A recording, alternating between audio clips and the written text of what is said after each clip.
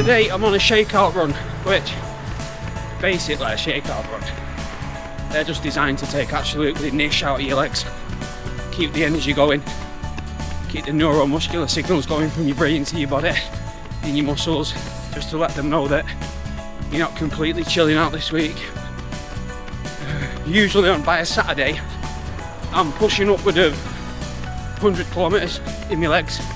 I've probably got about not even 50 so far this week, but it's a purposely done down week, so I've got the energy to give it a full send tomorrow.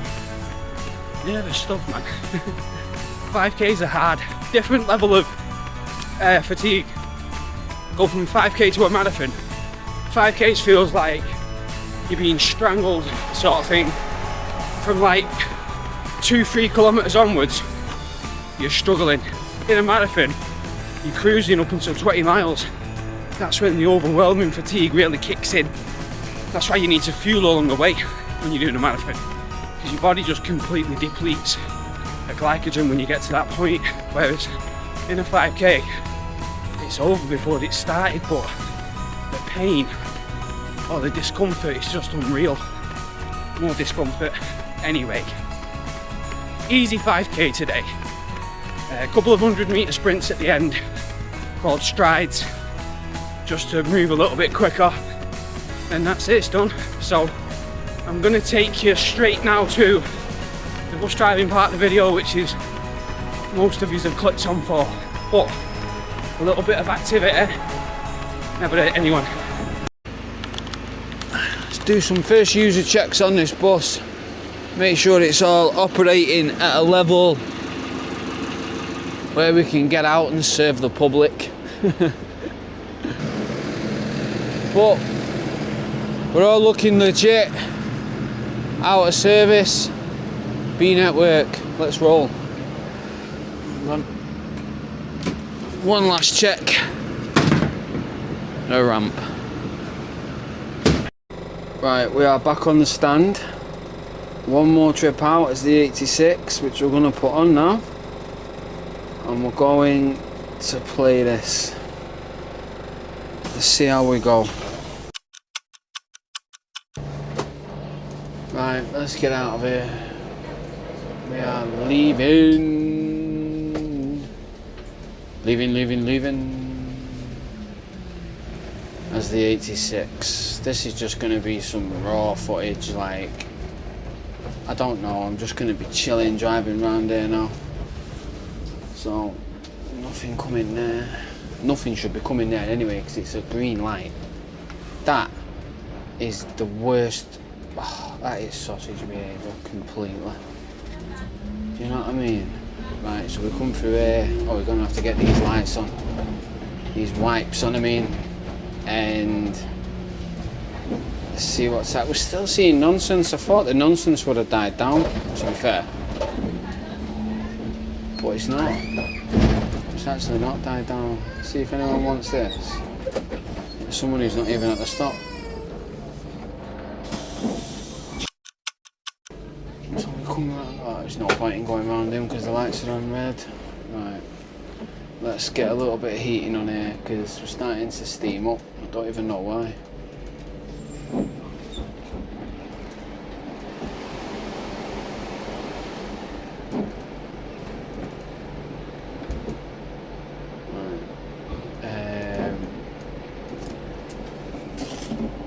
Here we go. We're on the ball again now. Sometimes I don't even know why, there's not even many people on the bus, but the windows can steam up, and when they do, visibility gets shrunk. I know there's a lot of you that love the hybrids and stuff and I like them, but when you're looking through this perspex glass here and then you're looking through the other piece of glass, a mirror that's a little bit bigger than a Galaxy Note, it's like you need visibility. That's why I like them cameras on the ultraliners, because they're HD. I've used them cameras in the snow, in the wind, in the rain, it's been hailstoning, and they have always never failed me. Whereas these, the visibility just gets reduced a little bit.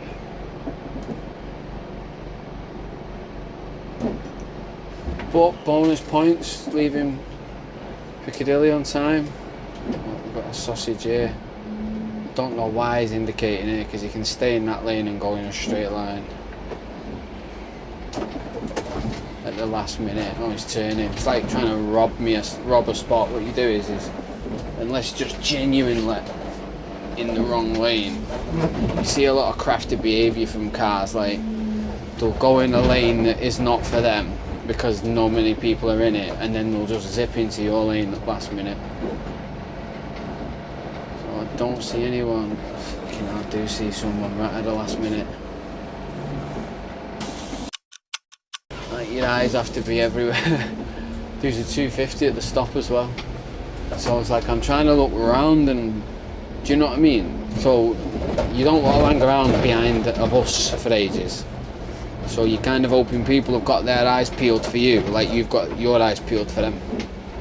So you're looking before you overtake the bus, and just before I overtook it, I seen it. And let's have a look how this junction plays out here. We're not going to make it through it. No way. We got a bus, a car and a bus. The car's going straight forward, don't know why he's in the turning lane. He was that one that was cut in front of me. Should have stayed in the left-hand lane. So a lot of that's genuine, that though. They didn't know where they were going. You can just tell. Oh, we will make it round. We've gone through on green. Oh yes. Right. That's good. Now, just slow down here. Just have a little get me beady eyes out at this bus stop. We can go around it, there's no one there for us. And then we literally are clear of that 250 then. Because that's right, buses don't like to be behind buses either. Let's indicate here and do a left onto Oxford Street. Oh no, let's stop, lights are on red. Right. Last trip. Message on the ticket machine. Please do not block Chorlton bus station. Don't know what that means. Please do not block Chorlton bus station. They must have buses blocking Chorlton bus station. It's a very narrow Chorlton bus station, so when you go drive in there, you should really stick to the left. But some people park to the right and the left, so then the buses, if they both park parallel, I mean, make it make sense. You're not going to get past there, but I've seen it. So maybe they mean that. But I'm not going back in there, pal. I am gone. As soon as I get to Chorlton bus station, I'm going straight home. Straight back to the depot, where I'm being picked up. Right, let's see. Oh yeah, we've got a busy stop here. Busy stop here for the 86.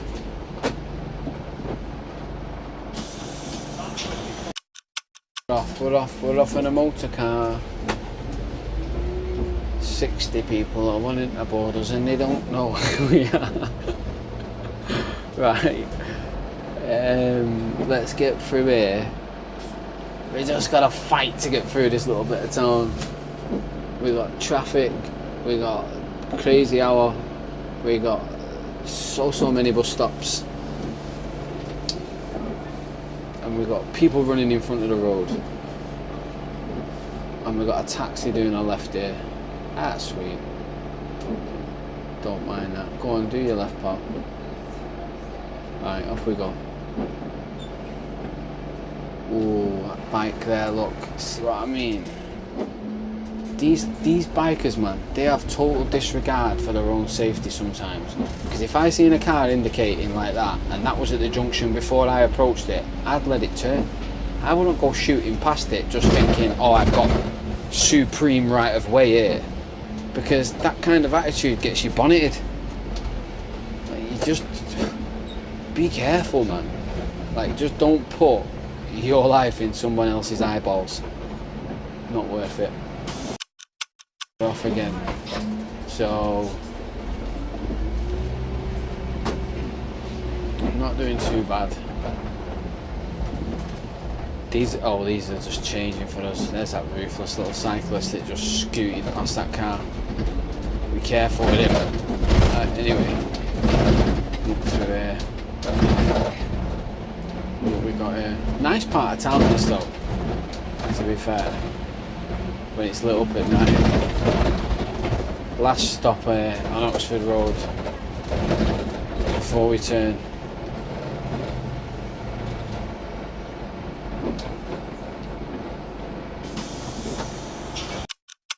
I tell you what, there's nothing better than a passenger that's ready. Like when you pull up at the bus stop and they get on and they're ready.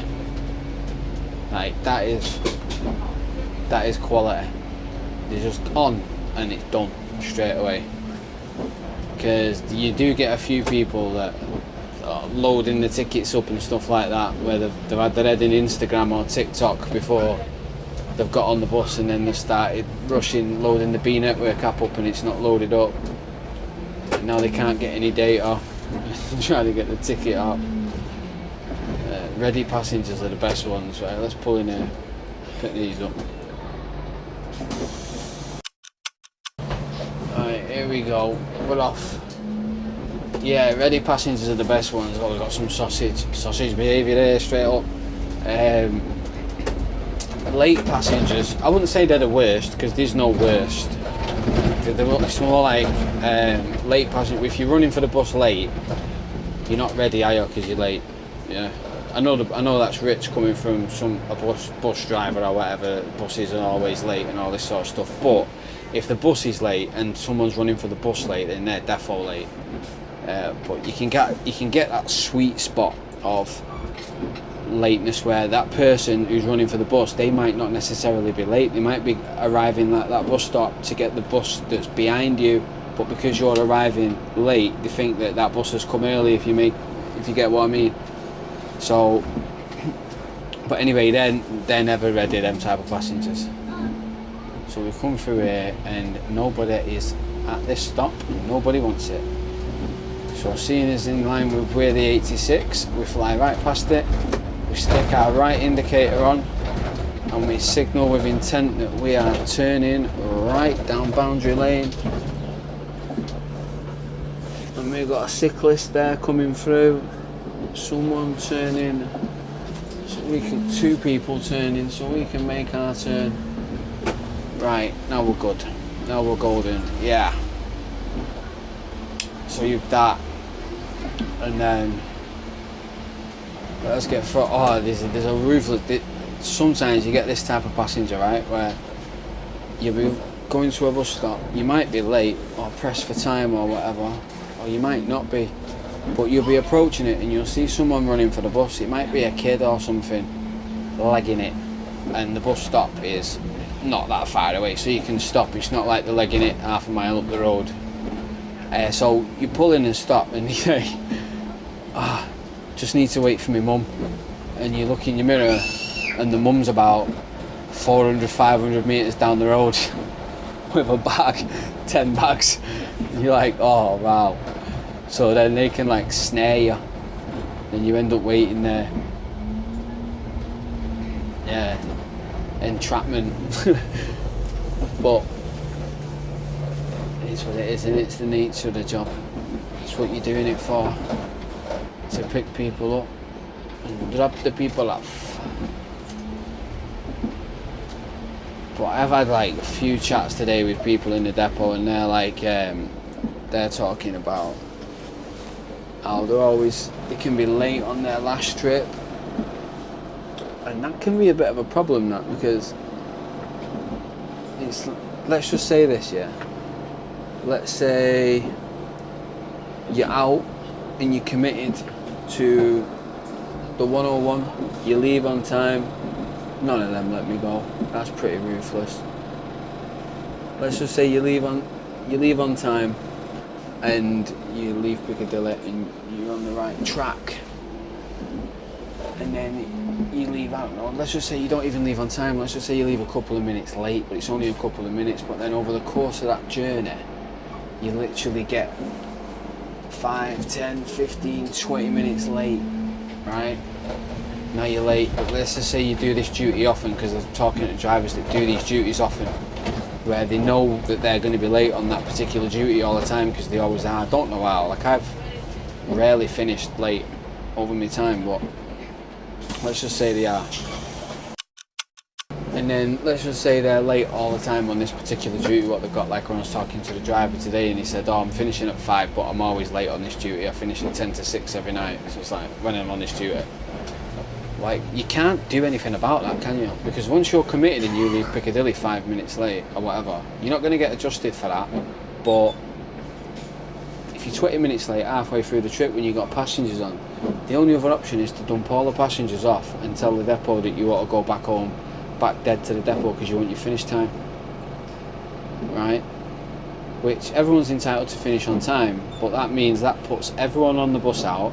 They have to get off the bus while you go dead back to the depot and cut that journey short so you can get your finish time, and then everyone has to catch the bus behind that could be late as well, might have been cancelled for some unknown reason. So you get what I mean? And not many drivers will do that. I wouldn't do that. So you would end up finishing late. Anyway, I forgot how this whole conversation started now with lateness. So on the 86 now, I think we've just lost a bit of time there on Stretford Road. We come down here and there's a ruthless little speed bump here that if you go over it too fast you'll send people airborne. And then we come back on with the 85 further down the road. We do have one bus stop here which is called Phoenix Way, which Phoenix Way is a road opposite it, but no one's pushed the bell for it. Usually the people that want to get off at Asda that don't want to wait for the 85, that get off at the that Asda over there for the 85, they get off here, so they just walk to Asda, but nobody there. Oh, we've got a nice little touch there because them lights have just gone on green and they're filtered as well. That's belly. I'll have a bit of that. Turn it. And then here's one bus stop up here, which the bell's gone for.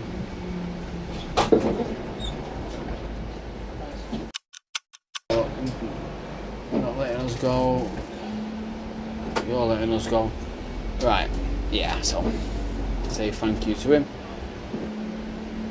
Now we'll come up, I don't know what. You know what's funny is, we've got a Loretto timing point on the way in, but not a Loretto timing point on the way out. Believe me, Loretto College is not a place you want to be stuck at a timing point, but it's very rarely a place that you do get stuck at a timing point. And if you are there early, you need to be there early to load up on them busy days. Because you can be cruising around that corner and then all of a sudden you've got a full bus. You come around this corner to Loretto College and you see all the kids leaving there, you've got a full bus, you're leaving there with a full bus.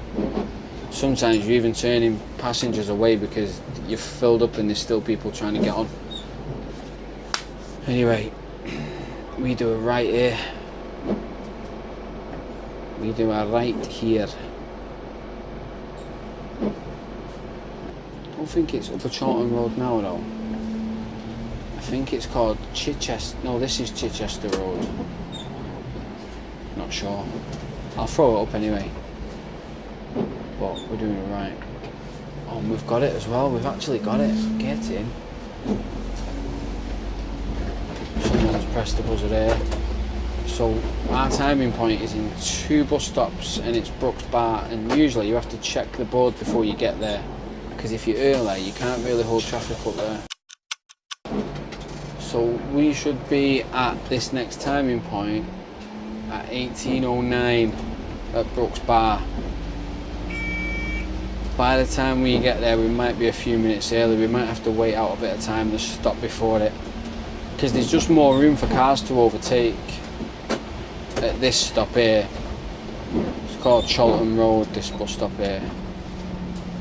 So the cars can overtake you here, but if I was to go through them lights and pull in at Brooks Bar, the cars behind me wouldn't be able to move, and then it'd just back up all the traffic. Not this one, the next one. Okay, thank you. And there we go. See, I've got to wait a bit of time out here because I'm not leaving here. I've got to be at Brooks Bar. Yeah, I've got to be there in like 5 minutes. I'm just going to walk pure traffic up there. So there's a lady there that wanted the Tesco's, which is basically opposite Brooks Bar, and I just said I've got to wait here for a bit, so it'd be quicker to just walk there. You're not holding people up then. Right, we're going to leave here now. We've got enough time there to get through. I mean, we've already, this car, we've got our indicator, people are already parked up behind us. Literally we were pulled into that stop. But right here now, we'll probably make it through there and get to that timing point on time. We can't leave that timing point early. That's the main thing. So we've got a van turning right here, and a car turning right. Bleeding it. Yeah, we'll get through. I didn't think we'd get through then. I thought, oh, like, look, slow down there, pal. Cyclist again. Someone running. I've already got my 12.5 kilometres in today, pal. Someone wants to get off here, so we're going to let them off here. This is the timing point anyway. See, we're here, right? Have a good day. This is alright now. We've got 30 seconds before we've got to leave here, which is 10 times better than getting here a few minutes early.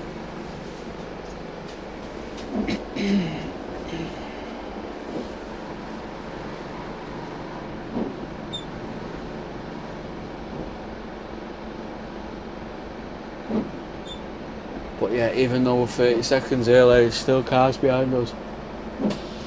Ruthless. It's a bit of not a good point to have a timing point, if you ask me. The positioning of it, I don't know. The best on the other side of the road, from a bus driver's perspective, who actually does it. I don't know who puts the timing points where, but it's no good there. Anyway, that's by the by. Let's carry on through here. This is a busy road coming back. I just did one coming in, and I was saying, like, on the 86, Upper Chorlton Road is a busy stretch where you're dropping people off a lot on the way out and you're picking people up a lot on the way in. And we're off. And it is a 30-mile-per-hour road, but you cannot do 30. You can probably get up to 30 about here. Get him running in the cycle lane. I don't blame him, to be fair. People say to me, like, oh, why do you run in the road? Because I run in the road a lot on the side of the road, mainly towards oncoming traffic, not where traffic's coming behind me. But it's because when it's dark in the morning, getting at night or whatever, there's too many holes in the path. You think the roads are bad to drive on? The paths are even worse to run up. And dog walkers as well. Don't get me started with them, with the 50-foot leads, with the headphones on. Now these speed bumps, this is why I said you can't go more than 15 miles per hour over them, because you literally send people, you wouldn't need Elon Musk to send people to space, you send them to space yourself going over them at 30. There we go. Now, I was also on a podcast, running the Red Line podcast. It's about running, so you know the people that watch this might not be into running, but the two lads that run it are proper decent lads, Brett and Andy, and they're sound as anything. And we had a good chat about running, bit of the bus driving. So if you want to go and check their page out and have a listen to the podcast where we were just chewing the fat about everything, I'll link their channel up. And also, they sent me, Brett and Andy sent me a cup, 3 t-shirts and a woolly hat, which I've been wearing since I've had them, to be fair, on all my videos. So I think that's really kind of them and cool to do. So it'd be nice if anyone wants to listen to their podcast to go over and have a good listen, because they are a decent set of lads, and they do talk about not just running, just random stuff that's been going on in their lives. Just like podcasts are, really. That's what they are, aren't they? Right, stop here. There you go. Have a good day. It is mad how every single person on the bus wants every single stop on this road. There's so many of them. Yeah, so that's a good one. Also, if you're into some running gear and you want to purchase some decent running gear, Ron Hill as well, Ron Hill UK, they have got some banging gear. They sent me some stuff. They just said they want to support my channel. I couldn't believe it. Like, no one's ever sent me anything. And then all of a sudden, Ron Hill sends me some gear, and Brett and Andy send me gear in the same week. And to be fair, Brett's gear is quality. So check out Ron Hill UK on Instagram. Check out Brett and Andy's page. Brett runs a t-shirt. I think he runs like a printing shop. He does quality stuff as well. So have a little look at them and just see which ones you want to go for, whatever suits your fancy. Obviously Brett's has got his company name on Obi-Wan brand, but yeah, shout out to them too, because they proper made my week the other week. Right now, coming in now, let me drop these off here. There we go. Oh, and while I'm plugging things, I got sent a walking pad never even heard of, yeah? But this company got onto me and they said, are you interested in this treadmill?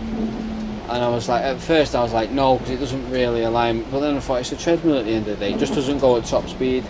And the girls have been getting out doing a bit of running over the summer, and they don't run very fast at the minute, but they've been getting out doing a bit of running over the summer. And since the darker nights have drawn in, and now they're too self-aware to get out, they don't want to get out because it's too dark, they're scared. I mean, this is the ruthless reality of the world we live in.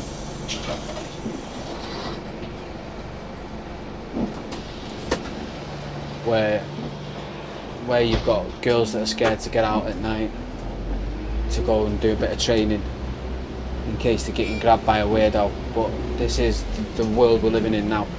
And they sent me this pocket and they use it. It's in the bedroom, they pull it out and they use this treadmill, this like, it's a walking pad, so it goes at a certain speed, so they can literally do like a light jog on it. But it's worked wonders in the dark, because now if they don't fancy getting outside or I'm not available, because what I'll do is, no matter whether I've done 10 miles that day, 13 miles, 15 mile long run, I'll always try and get out with them at night to help them train. Because Katie's just done a race, she's just done a 10k, the one's done 10k, she's actually been really good at it. So they're bang into the training, but if I can't get out with them at night, they'll use the walking pad. They say it's a walking pad, it's a treadmill, it runs.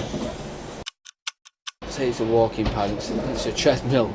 It just doesn't go to the top treadmill speed, but it's good enough for them. So I'll link that up with a thing in the description of the video, that you can check that out if you're interested in that, because it's just handy to just pull out and just get, even if you wanted to walk and get your steps in while you're watching the TV instead of going outside, it's worth it. Oh, that's a good one. Now that's it. I feel like an advertising board, but honestly they're 3 things that have massively helped me, because I'm not worrying that the girls are getting out now at night time running. When Katie goes out at night, she's been going out at night if she has to, she's had to take an alarm with her. Like, how ruthless is that, that you've got to take an actual alarm with you in case someone attacks you? You know what I mean? As a dad of 4 girls, it infuriates me. And I never really got onto it, because I used to go to the gym years ago and I used to see women walking on the treadmill in the gym, and I used to just think, why would you go to the gym to walk on the treadmill? Because I was oblivious to it, because I never think about my own safety that way. But there you have it. Like, when it gets dark like that, and I understand it, women are just genuinely scared to get out the house, and girls as well. and get the activity in, which is a bit of a piss take. So these kind of things help, and it's not as the walking pads not as like a full-blown price of a treadmill, so you can still get a bit of activity on it. Anyway, we're coming to the end of the route here now. Like, look at this.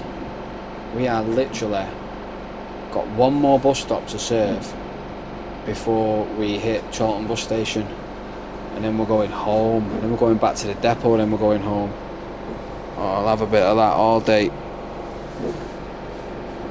Perfect. This junction can just be a bad one, you know, because I'm indicating it can be a bad one, you know, because you've got, if any of these three cars, none of them are indicating at the minute, but if they decide to indicate at the last minute and turn right, they hold this whole junction up and none of us can go.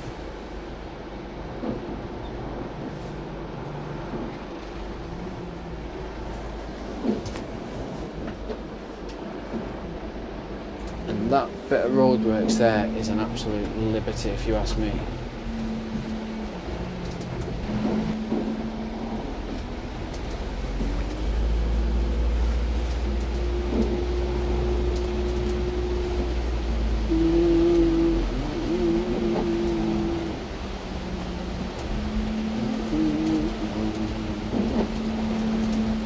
And now we come down here, and this is it. One more set of traffic lights before we actually go through here. Oh, this has been great. Tell you what, we'll take the numbers off, because that's it, we're not serving nothing no more. And we can't end the trip yet, because with the old ticket machines you could end the trip, it won't matter.